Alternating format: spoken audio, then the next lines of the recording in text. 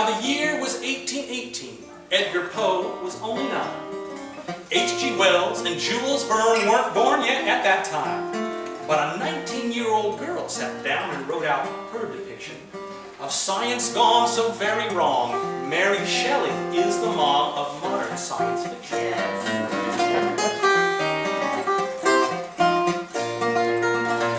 And 40 years on down the road, before the Civil War, Eunice Foote set up her lab and started to explore how CO2 might play a role in atmospheric heat.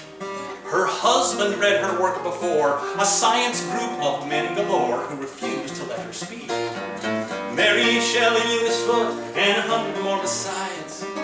History rewritten now to push them all aside. Oh, writers, artists, scientists, and all the works they wrote. What did Crick and Watson find?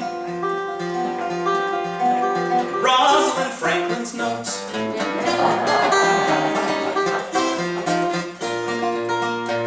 Now the poet Byron had a daughter. Ada was her name. 100 years before the arc of Turing's genius flamed. She merged her math with poetry. It was an epic sort of ode. And laid a path into the future to your phone and your computer that grew out of her code.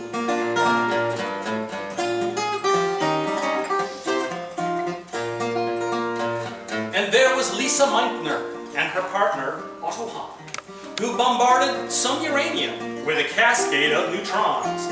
Now, Otto had no clue why there was barium emission. But Lisa Meitner did the math. She mapped out the electron's path and said, hey, that's nuclear fission.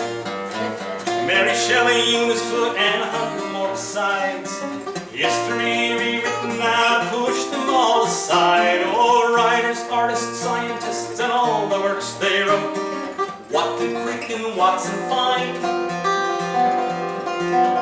Rosalind Franklin's notes.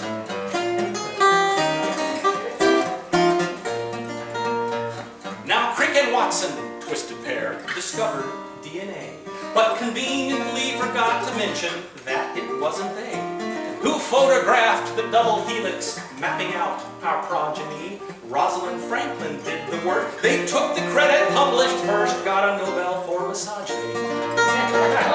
Mary Shelley, Eunice Foote, and 100 more besides.